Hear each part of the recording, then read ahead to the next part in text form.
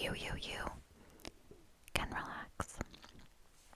So this is not gonna be like my first video in some ways because I did that a while ago and then I was very afraid to hit publish. But now that I have something that I need to get off my chest, something to yap about. So I don't have any knitting with me today, but I do have something that I need to yap about. And I think that this is going to fall into the category for some people, or hopefully many people, where you don't particularly care, but it's super messy. So maybe you want to listen to me yap about it. So this is, as you can tell from the title, sports, gossip related. Now, when I say gossip, all of this is factual. It's been reported. I've seen it in press conferences and podcasts, I lived this over the past one full year, and so as a basketball fan, and so yes, I will show you my opinion. Obviously, there's like a bit of a bias in this, like where I'm coming at this from, but it is very sports gossipy, and it got really messy so quickly, and the whole time it was messy. So let's talk about sports gossip, and specifically, let's talk about Will Wade and NC State. This is college basketball related. To give you my credentials, as it were, let's look at my shirt. This is the Final Four NC State shirt from 2024. So just 2 short years ago, we were in the Final Four with both of our men's and women's basketball teams. And in these 2 years, we have fired that coach who took us to the Final Four, hired Will Wade, and now, spoiler alert for the end of the video, Will Wade has left after 1 year in a very dramatic fashion. So let's talk about Will Wade. Let's talk about this man who has taken me on a journey, and I'm very plugged in. I love basketball. I will watch a sports podcast, listen to sports podcasts, watch the games. I went to a couple of games. I was very up with the lore in the time that this happened, so I do have some notes here on my iPad. Some notes, just to keep me on track. Now, whether I actually stay on track is another story. But let's get into it. Again, this is a yap. There's gonna be absolutely no knitting in this video. I'm not even wearing anything that I've knit. I'm gonna pour myself some tea, and we can get into the Will Wade of it all. Okay, I've promised you something juicy, so let's start out with the real basics of it. Will Wade is a bald-faced liar, but we wouldn't know that for a while. So, people knew that this man was a bit shady in that he had been fired from LSU back in the late, I don't remember exactly which year, like 2017, 2018, something like that, because he had been implicated in doing NIL before it was legal.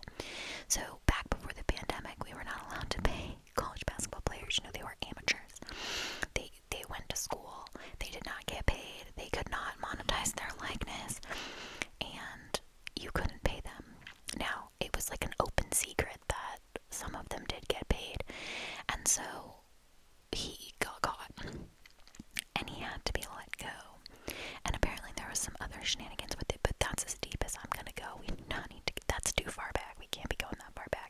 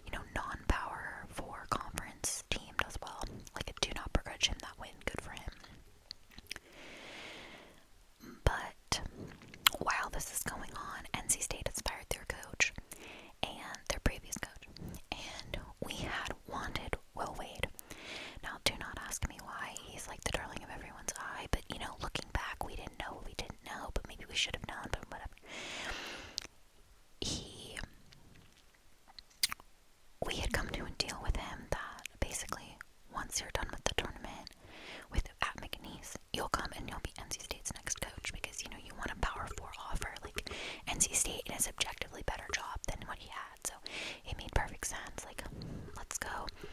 And coaches like job hop, but not usually like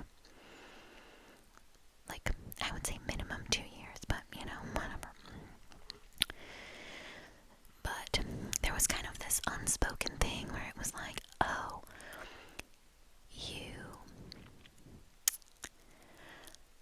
when you're a coach and you're coaching a team in their final tournament, like this is their last game, this is like the pinnacle of their season, and you've already accepted a job somewhere else.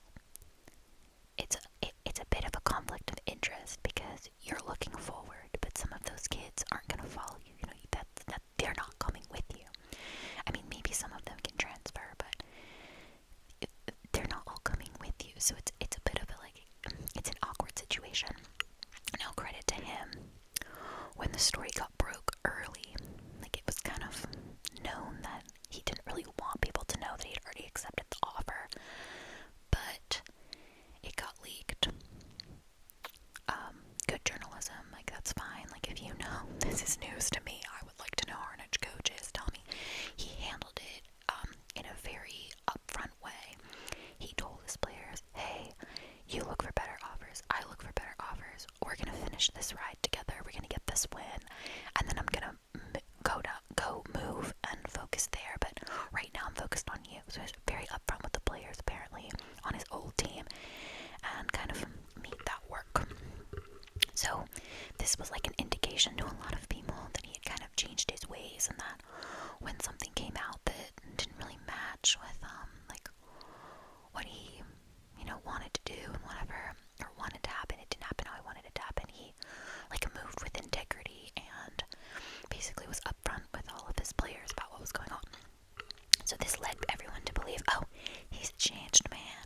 He's not out there making strong ass offers anymore, just willy-nilly and telling everybody about it and yapping and getting caught in FBI wiretap. Like, no, he's a man who's upfront with the people and telling the people what he wanted. So he had clear communication when he was leaving his old job to come to NC State. So this was like a good omen for people, like, oh, he's matured. Now, he gets here in end of March, and he starts giving like the raw press conferences. He is Mr. Press Conference. If you are interested, I mean, this is not ASMR obviously, but if you Google Will Wade press conference highlights, you will get some bangers. My man is out here. He is doing the most. He's yelling at people. He's firing everybody up. He's throwing shots at rivals and rival players, and he really does have no chill when it comes to a press conference. Okay, so let's move it along. In this press conference era, early on, he's talking about the Red Reckoning,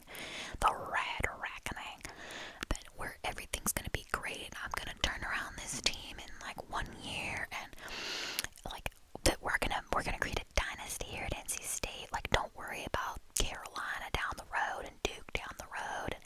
And if you know the North Carolina basketball lore, the ACC conference, like core people, Duke, UNC Chapel Hill, Virginia, like Clemson, like Wake Forest, like maybe not as much, but these are people that have been rivals for decades, especially Duke and UNC. Like, the hate that we feel towards these people is kind of a little unhinged at times, and there's a lot of little brother energy happening, as they would say, but also like it's kind of fair. I mean, it's really fun when we win, and it's like we get really fired up about it.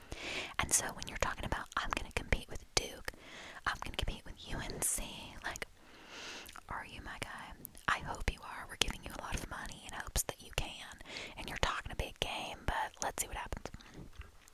So everyone's very optimistic about this, and he's like cosplaying as Jimmy V and all these, and Jimmy V is a very legendary NC State head coach, like back in the 80s, and everyone's like feeling the nostalgia and thinking that Wade's like the second coming of Jimmy press conferences and whatever. Like, he's saying, like, we're gonna be good and it's not gonna take very long. Like, those people down the road don't know about us. Like, la la la. And, like, you could go down the rabbit hole of some of the, like, wild things that he did, but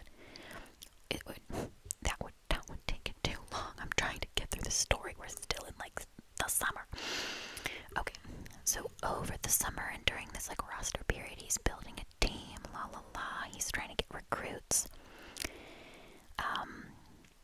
And I would say that, yes, he did get recruits. I'm not going to say that our team was horrible. But this is now my opinion.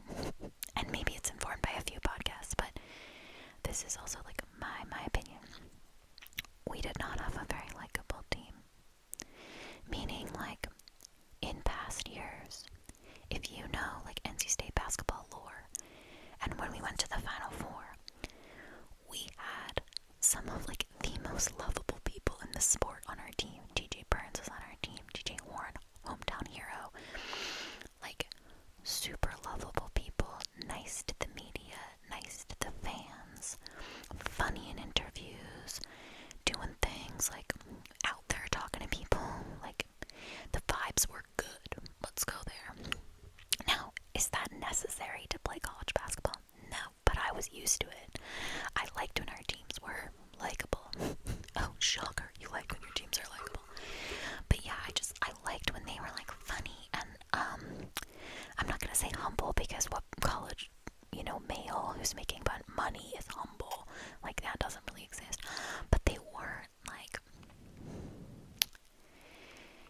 it wasn't like a cockiness, and some of these kids are, like, cocky to the max, and this isn't, like, across the board. Like, I'm not gonna talk about anyone in particular. It's more like the vibe of the team was off, and very few people did I like. And funnily enough, the person I liked probably the best by the end of the season was the one who transferred from UNC, who I was not in on that. I was like, you're gonna transfer from our arch rival to be on our team. I don't trust you. I don't trust you as far as I can throw you. Like, you just go to your arch rival for money. Like, seems a bit sus. But he ended up being, like, super likable and nice. Like, and that, like, maybe that's saying that the bar on the team was super low, but whatever. So I didn't like how he built the roster. He had, like, one big man, and everyone else just, like, didn't work out. He missed on a couple of people, and he was really dodgy about it.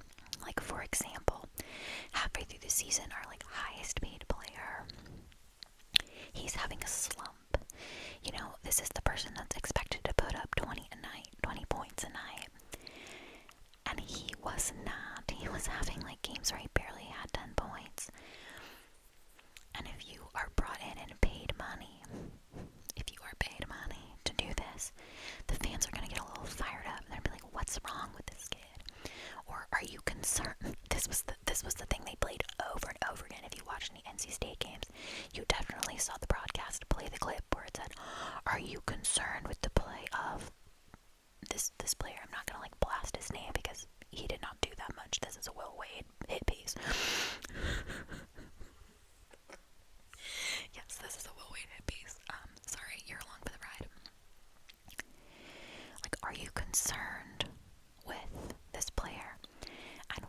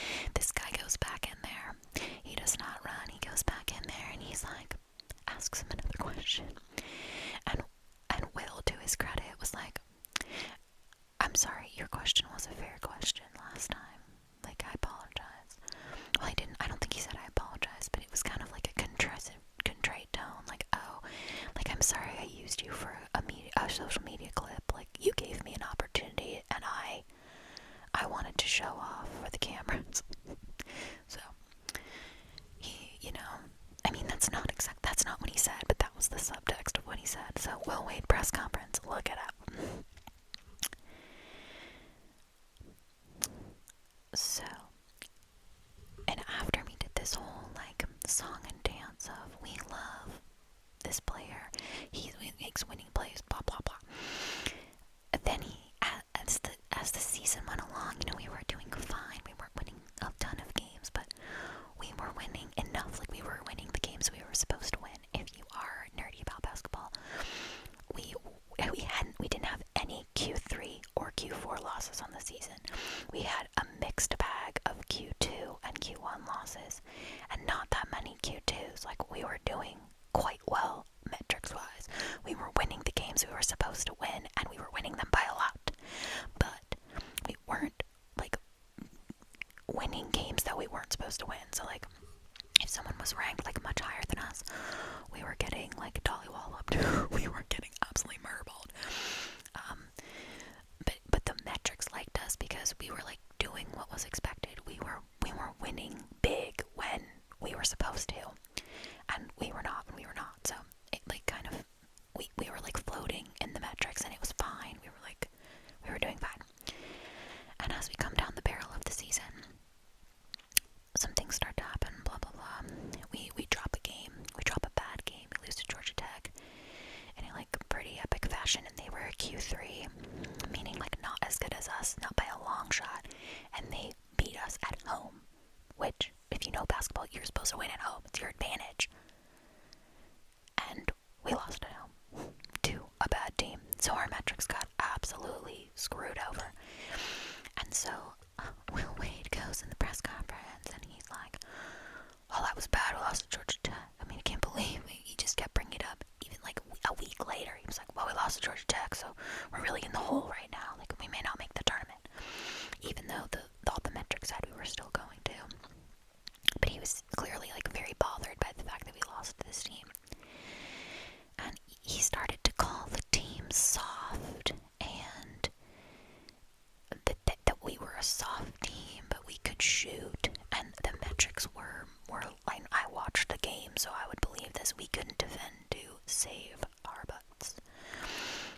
The other team would just rain threes, and if they were making them, we were pretty cooked, and if they weren't, we were fine.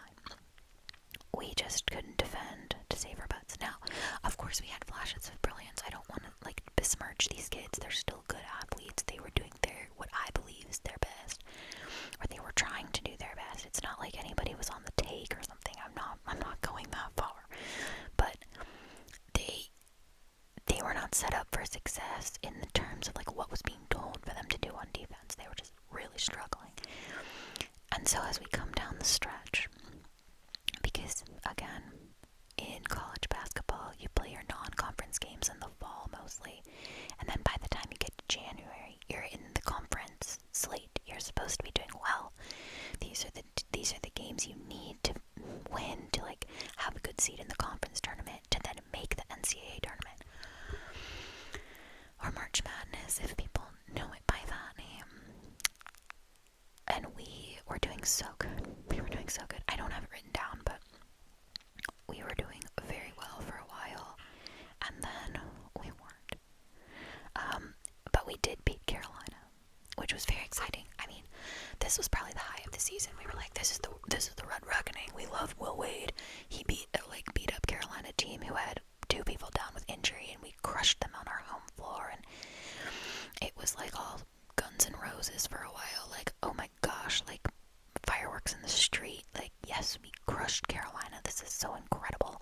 We are doing so good. This is the Red Reckoning. Let's go. Let's, like, move. Like, let's keep this momentum going, and in a couple of weeks we might beat Duke. Like, we were riding so incredibly high. And this is where the season takes a turn. So let me drink some tea, and we will really, this is when Will Wade really starts to pile on the bullshit.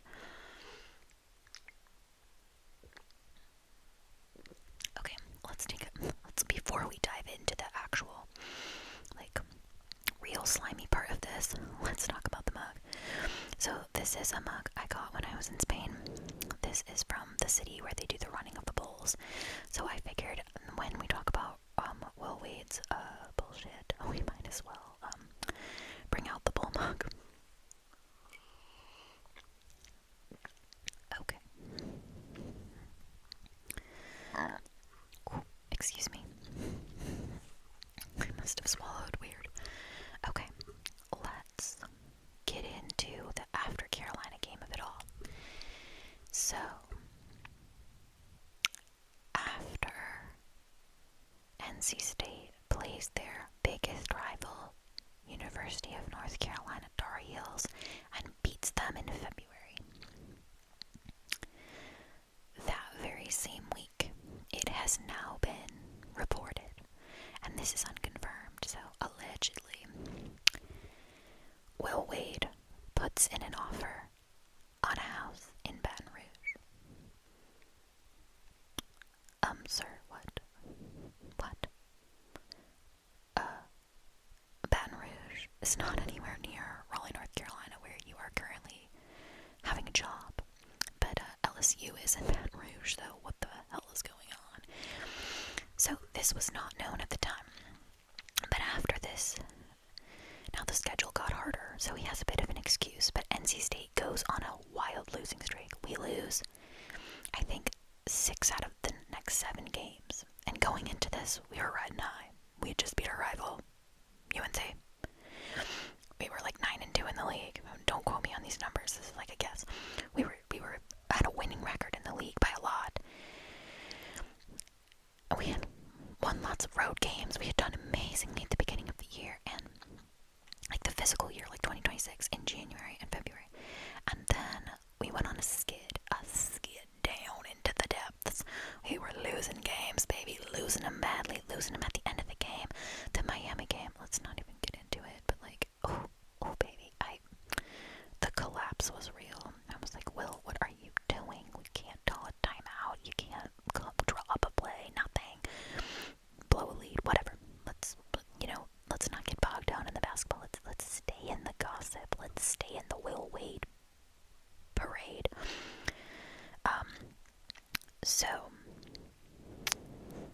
I skipped a couple things I'd written down. Well, we'll get there. We go on this losing streak, right? And people are like looking at the team, and there's a bit of a malaise, and they were so cocky after the UNC win. They brought out this bedazzled belt, and they were saying like BTA, like meaning belt to ass, and they were running it, and blah blah blah, like cocky shenanigans, right? And that lasted all of like 24 hours, and then we started to lose and lose and lose. Now, we were still seated in like the top half of the ACC, like we were fine, and we were still slated to make the tournament because of our earlier success, but we were struggling down the stretch, like wow, losing game after game. We make it to the ACC tournament.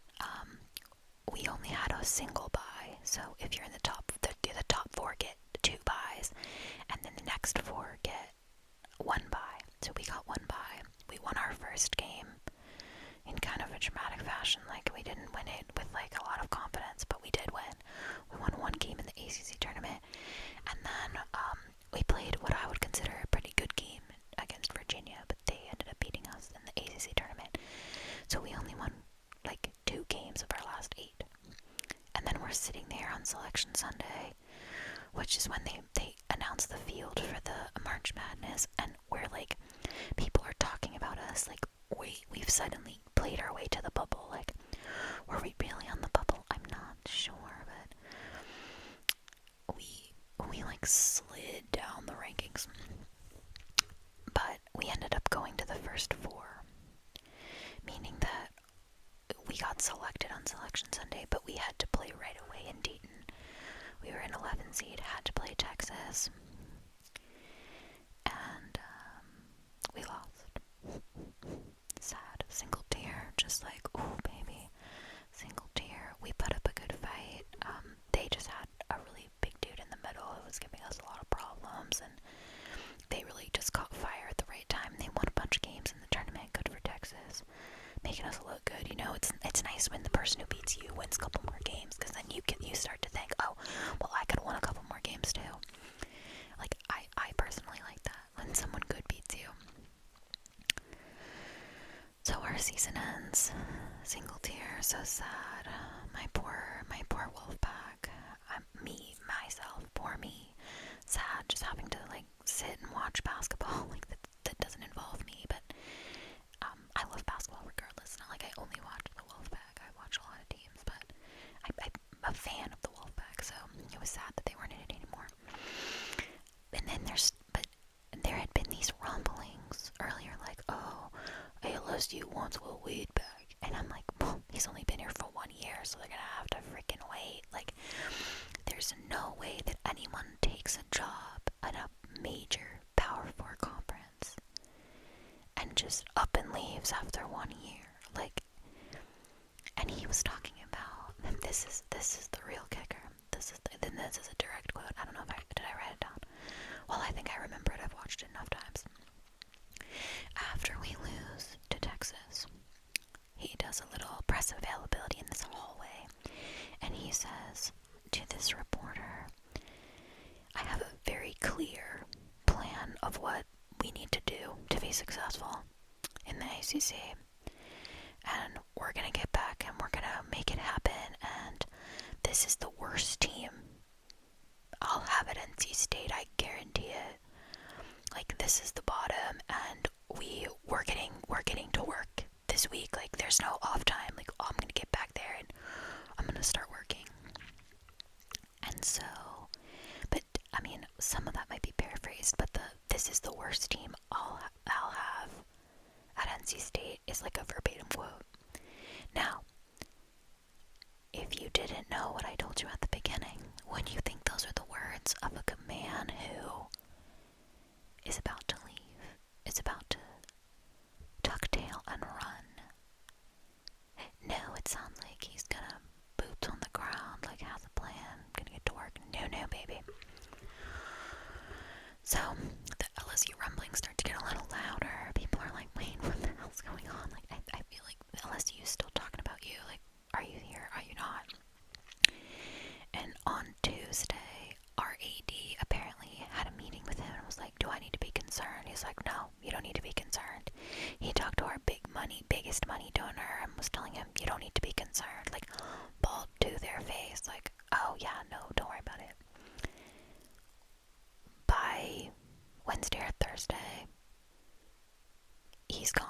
It's announced he's signed with LSU. He bold-faced lied to his boss and to his, like, Daddy Warbucks figure here, who, like, gave him a bunch of NIL money, just lied to their face. And then, up and left. Whoops. Red Reckoning what? What Reckoning where? What's going on? He just leaves.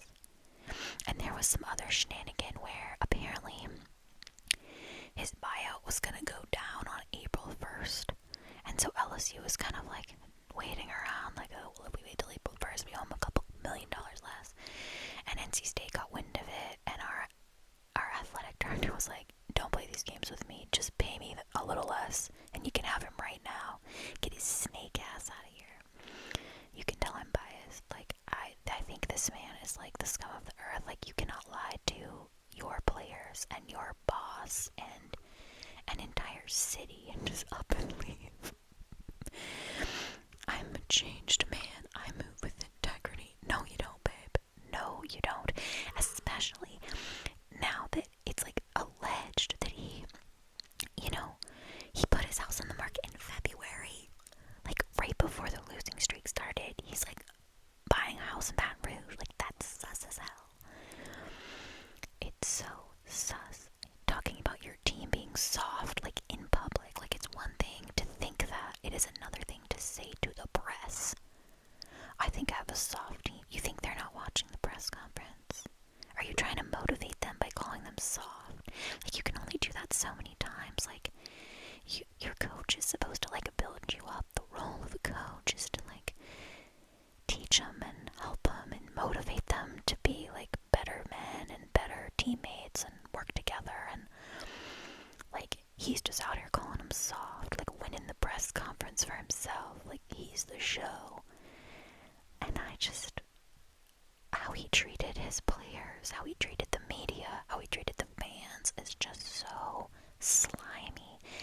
And this is after last year he moved with all this integrity to like be really upfront with his players about, well, I'm gonna leave and maybe you can come with me and I want the best for you and blah blah blah.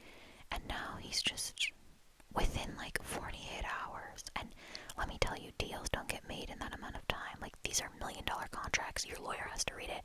Your agent has to read it. Like, you cannot go from nothing, you have nothing to worry about, to signing on the dotted line that fast. Like, and I might be messing up like to 48 hours. It might have even been 24 hours. Like, it was so slimy. Like, everyone here just thinks that he is the worst of all time, and I desperately want the NCAA to have the cojones to put LSU on the schedule, bring their butts to Raleigh, and you will see, like, the loudest, rowdiest boo when that man walks in. Like, people thought he was like the second coming of Jimmy V at the beginning of the year. They were giving him the biggest woo-woos, and we love you, Will Wade, oh my gosh, we love you, we think you're the best. They were eating up what he was feeding them.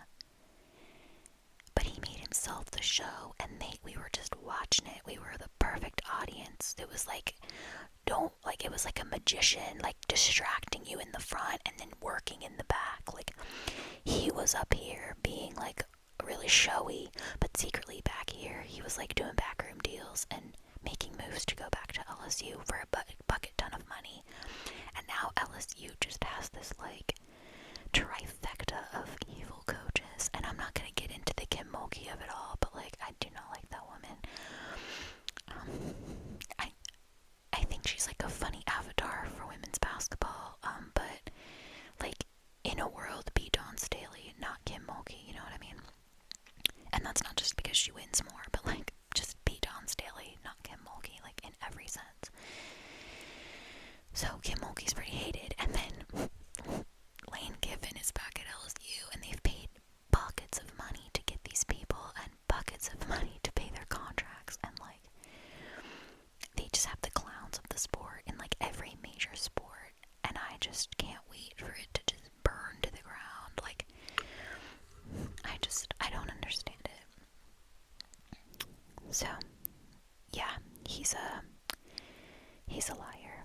Now, I have, let's see, what did I skip that I had written down? What other fun Will Wade bashing can I do? This is such a petty video, and I'm so sorry to people who don't really want to listen to someone rant, but maybe you do. Maybe this is fun for you. I'm just telling you a story, girl. You don't really need to know, but I'm telling you that this man is a freaking snake. Okay, I'm gonna do something really petty that is for me, and then something that's like not really petty, and this is back from the fall that I like skipped in my rush to get to the most recent stuff. So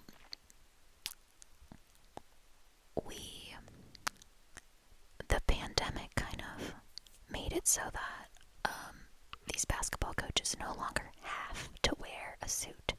It is not like they don't have to wear a blazer, a sport coat, look nice, you know. It was like, oh, it's the pandemic, we're gonna go casual. You can wear like a warm-up suit, like a little sweatsuit, a little quarter zip, like whatever you want. Like, in your teams, like, we're in Adidas school, so like an Adidas quarter zip and joggers or nice sneakers or whatever. Like, that became kind of the uniform. Now, in the last couple of years, a lot of coaches has gone to be like, oh, let me go back to wearing a suit. Let me go back to wearing a sports coat. I'm gonna look nice. The ref is going to respect the hell out of me with my sport coat. And everyone is gonna know that I mean business because I'm in a sport coat and I'm serious about it. And some of these men are very good looking, by the way. Like, in the sport coat, like, I'm of the opinion, and ladies, back me up, if a man who's maybe like a 6 puts on a nicely fitted suit, he's an 8 now. Like, it's designed to make them look better, okay? The shoulders wider, the stomach hidden, the lines perfect. Like, and I know that, like, people may disagree with me here, but I think that a well-tailored suit can really make a guy look way better. And I'm not here to body shame Will Wade, but he could have used the couple of points, in my opinion. He could have used that to a lot of people. There's someone for everyone. He has a nice wife and a nice family, so more power to them. But he could have used the sport coat. He could have used the respect from the refs and everyone else. Because this gets into my second point.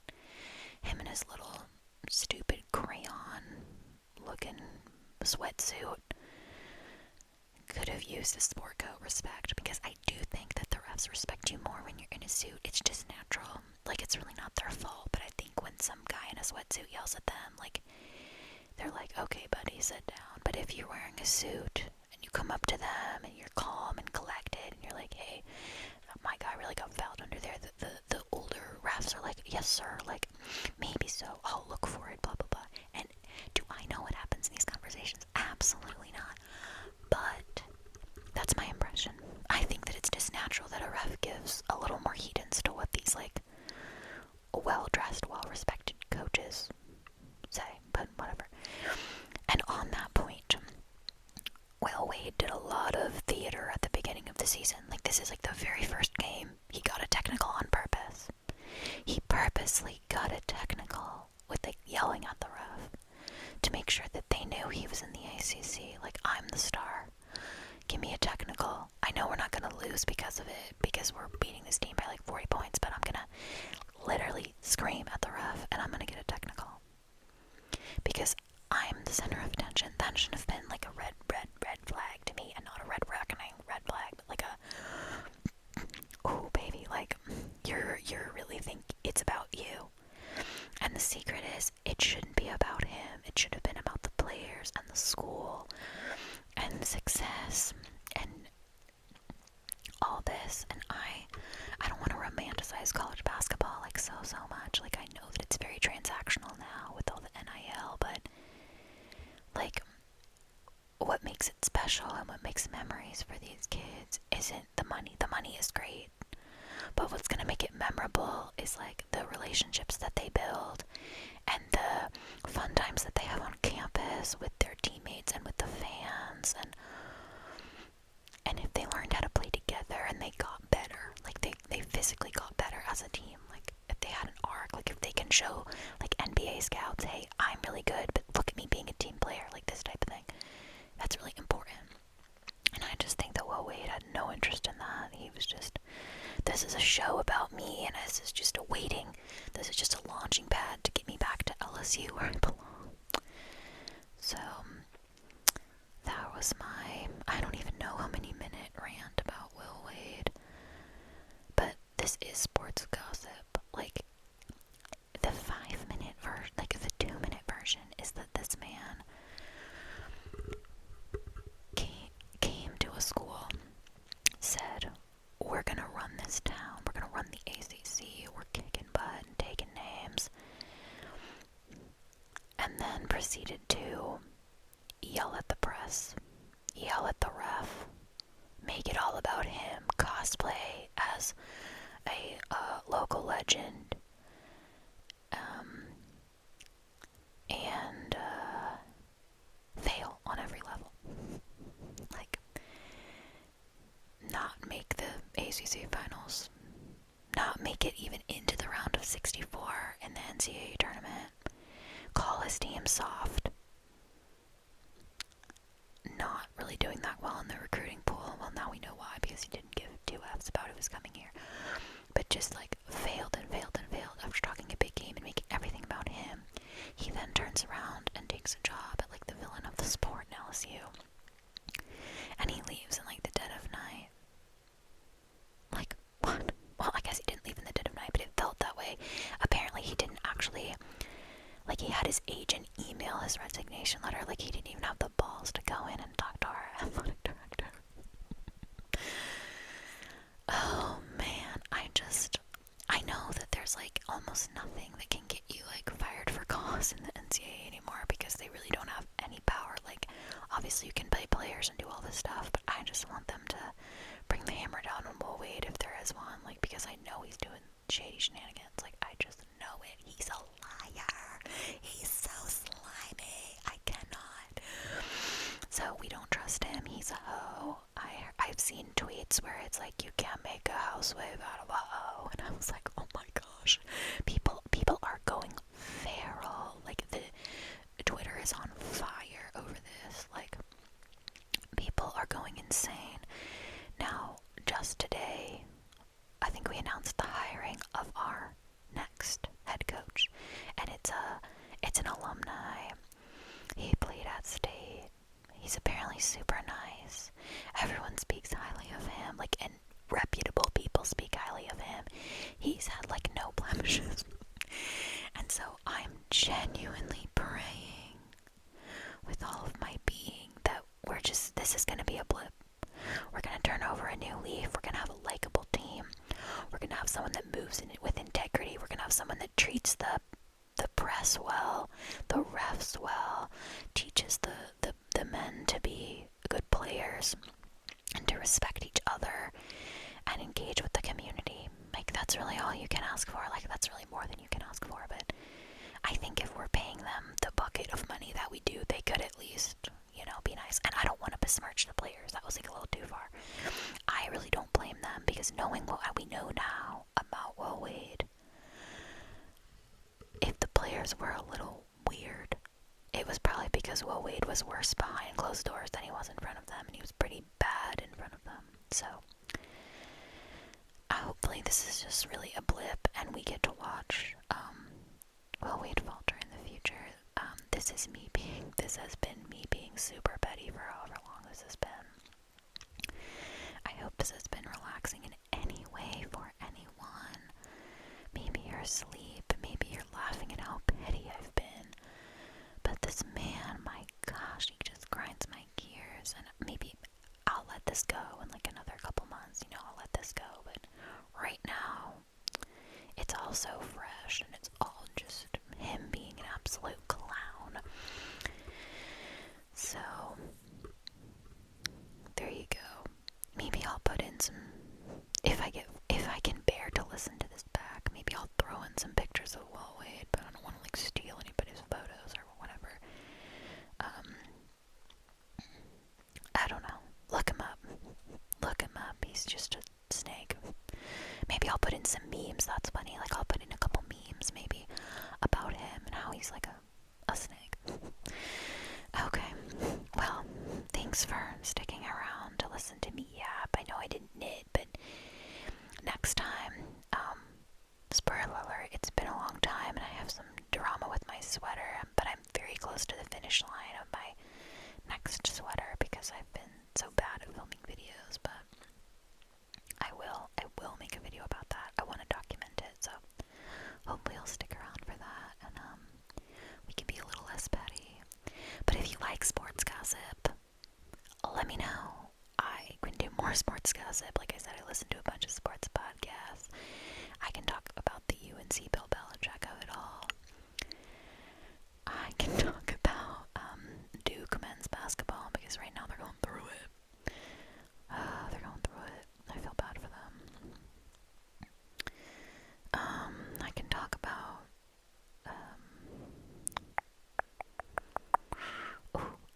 I can talk about the NFL. I'm not, like, all the way up with the NFL all the time, but I can talk high level about the NFL, Not gonna talk about the NBA. Sorry. I can talk about women's basketball. I wish I had been in the mood to make videos during the Olympics, because I was so deep in the Olympics. I was so deep I could do, like, a retrospective on who my favorite, like, Olympic stories were or whatever. So yeah, if you want some more, like, sports rambles, sports, like, pop culture shenanigans, I can yap about that as much as people are interested. I don't know. Well, let me know who you support if you're a fellow NC State fan. If I got anything wrong, correct me in the comments, but it's pretty accurate. No offense. And if you're an LSU fan, have fun with the snake, babe. I hope he's better for you than for us. I really do. I hope you get your money's worth, because you paid a bag for this man. And I don't know why he's not that good. Okay, I'm gonna stop